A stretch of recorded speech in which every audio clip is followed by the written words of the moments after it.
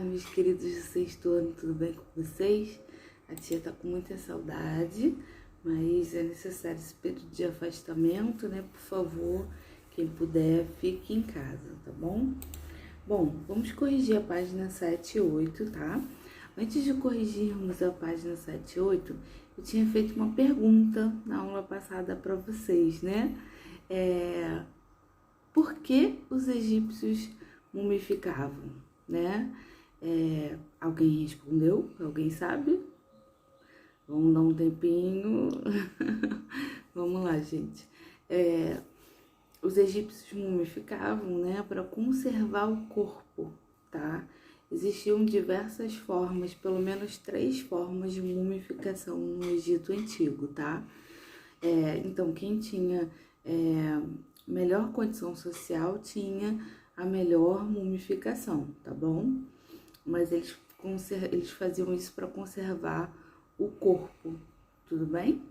Isso era muito importante, porque eles acreditavam que levariam esse corpo para a vida após a morte, tá?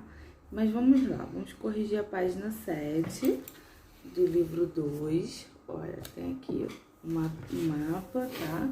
Analise o mapa e responda as questões a seguir. Aí tá, número 1, letra A, tá?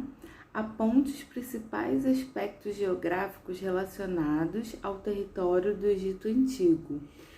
A primeira coisa, nós temos que falar, né, falando de geografia do Egito, falar do Rio Nilo, tá? Então, se vocês colocarem aí que era uma região de deserto e tinha o Rio Nilo, que era muito importante, cortava o território, já vou ficar bastante satisfeita, tá bom? Não precisa nem colocar os territórios que estão ao redor, tá? Nada disso. Bom, letra B. Onde se localizavam as principais cidades e templos do Egito Antigo?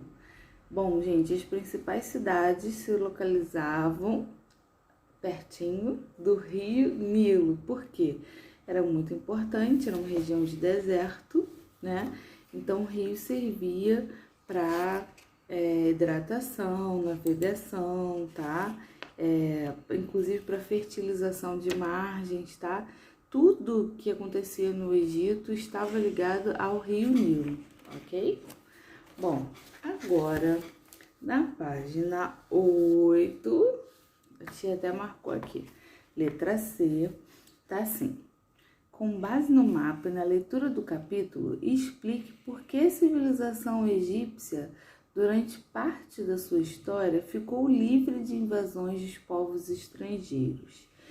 Ficou livre porque, vou contar um segredo, como era deserto, era difícil o acesso, tá? Então, acabava protegendo a civilização do Egito Antigo, tá? Porque eles viviam numa região de difícil acesso, tudo bem? Bom, na número 2 está pedindo aí pra gente ler 2 textos para responder todo o resto, né? Vamos lá. Leia os textos a seguir que abordam a importância do Rio Nilo para a civilização egípcia. Texto 1.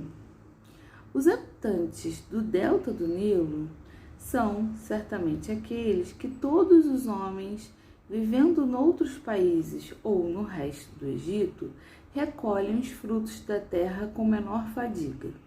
Quando o rio regou, ele próprio os campos e em seguida se retirou, cada um deles semeia e larga no campo os porcos, quando estes pisando enterram as sementes.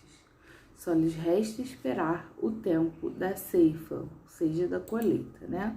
Texto 2. Com as inundações periódicas do Nilo, o vale onde se encontrava a população do Egito Antigo costuma ser comparado a uma espécie de oásis no meio do deserto. O historiador grego Heródoto, que visitou o Egito no século V a.C., o chamou de dádiva do Nilo, isto é, um presente. Essa frase pode passar a impressão de que na construção da sociedade egípcia, os atributos da natureza foram mais importantes que o trabalho dos egípcios. No entanto, para muitos historiadores, o trabalho e a organização foram ingredientes principais da civilização egípcia. O rio em si, ao mesmo tempo que fertilizava e inundava. Nós temos dois textos, né? Um falando só da importância, né, do rio, mas de como eles faziam para plantar, né, os egípcios.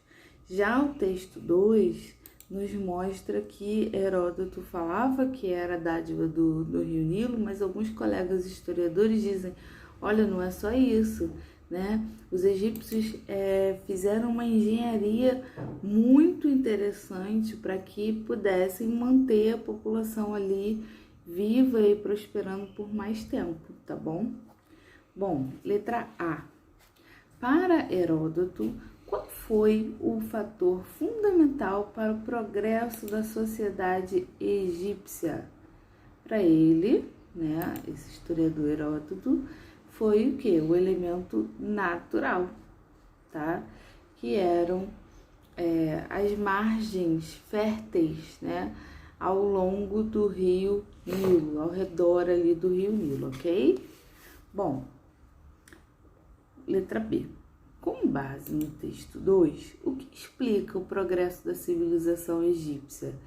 Aí no texto 2 já está dizendo que não foi só o rio, não foi só a parte geográfica, né? Foi também as obras, as construções dos egípcios que ajudaram para que essa população ficasse ali, tá? Então, o progresso dessa civilização não foi só o rio, tá?